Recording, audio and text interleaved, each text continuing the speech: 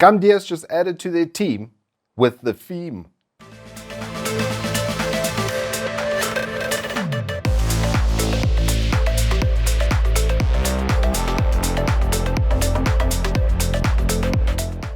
Good afternoon, welcome to Turbo Tortoise Tech. If you're new here, I'm Reese of the 4-piece warranty Orgi Triple XL. And if you're new here, yes, the dad jokes flow like the rivers of ancient Babylon.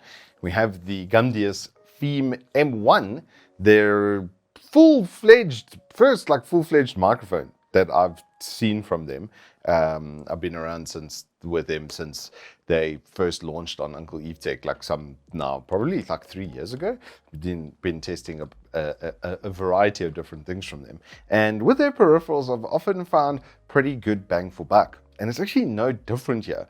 This is a very, very good flat sort of microphone. It's got a couple gimmicky things that don't really work. Well, one feature that doesn't really add to its overall profile and efficacy. But in 1,000 Rand, and if you don't have a boom arm type of setup, it's actually pretty damn good. Anywho, let's first go through what's in the box. So in this really nice bit of packaging over here from Gamdias, you will find the mic, the pop filter, and then a Type-C cable, but it's USB-A and Type-C alternative. It's got like a weird little shorter Type-C, and that's just so that you can Type-C to Type-C or Type-A to Type-C. So whatever floats your goat, you'll be able to connect it in that facet. Along the left-hand side of the packaging, they've got the feature set list with an ENC mode, an environment noise cancellation mode, professional recording quality at 24-bit 196 kilohertz, an LED indicator for the different modes that it's in,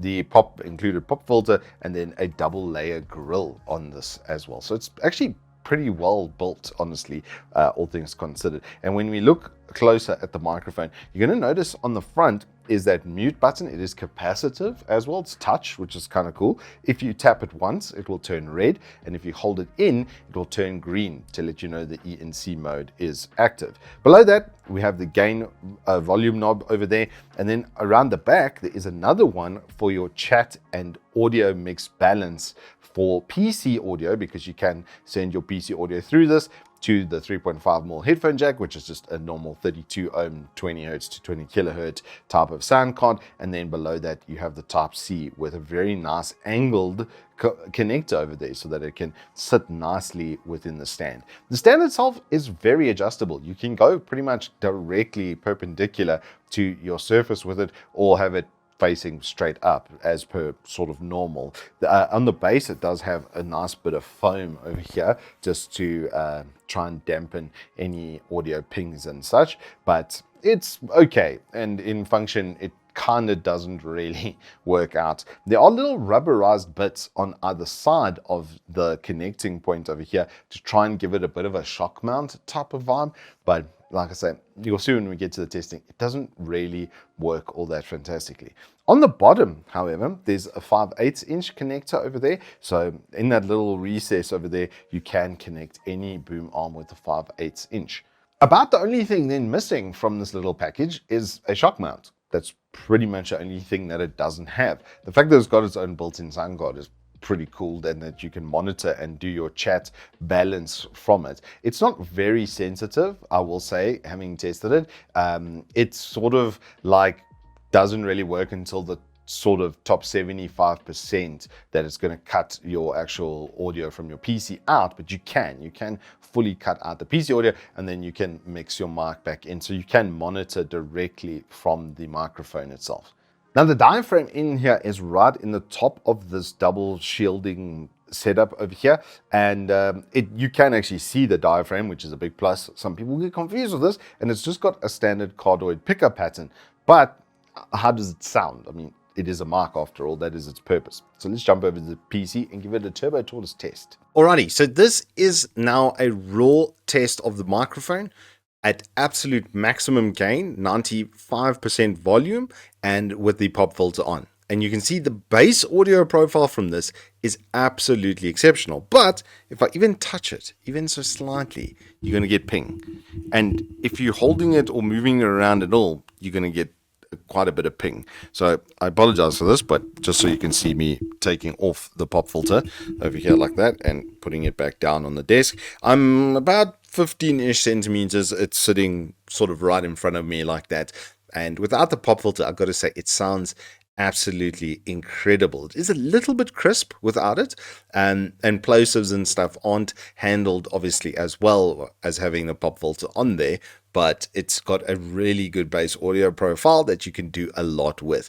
Maybe it could be a little bit warmer. I would say it's a little bit digital in its audio reproduction, but for R1,000, lest we forget, it sounds absolutely incredible. If you were to podcast or to do streaming or something off of this, you'll be just fine. It doesn't handle volume too well, so if I get really loud all of a sudden, it is going to clip out the top over there. And so if you're an excitable person like myself, or ye olde papa capes, yes, I'm throwing you under the bus again, brother.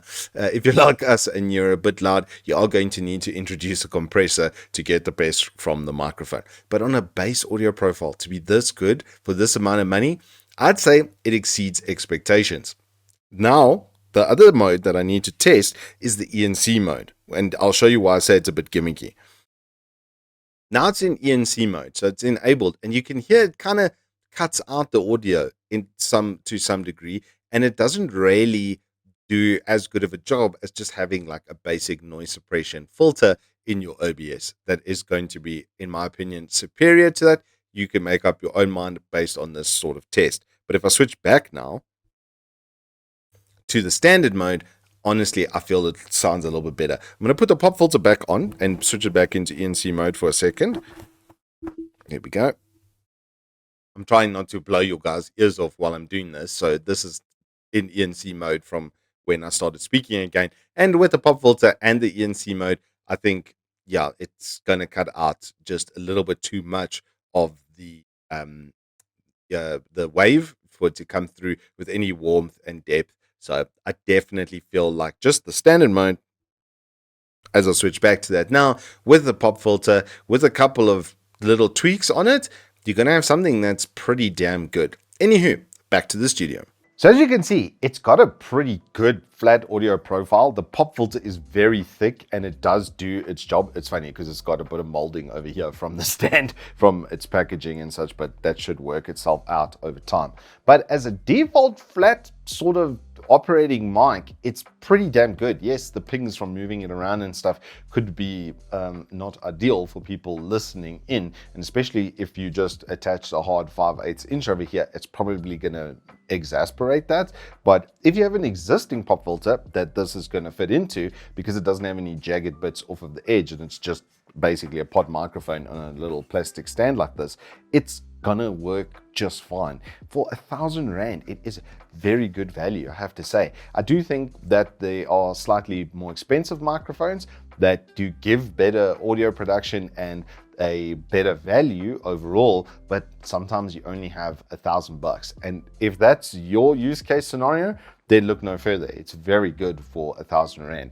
There's pretty much nothing that I can suggest to you at this price point, especially off Uncle Evetech, that's going to be as good as this.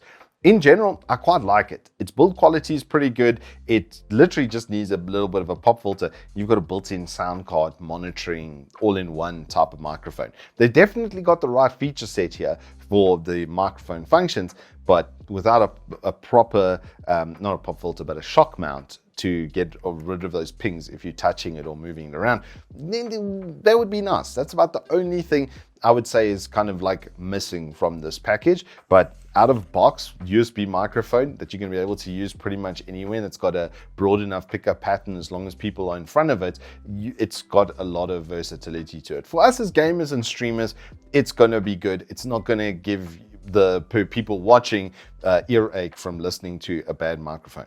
TLDR, it's a very good bang for buck microphone. It's going to get a solid 8 out of 10 from me. There's not a lot that they've done. I wouldn't say they've done anything inherently wrong. It's just missing a shock mount. That's the only thing that you really do need with microphones like this. And if the shock mount could be detachable and then you could put that onto a boom arm, that would probably be the best way to go about things.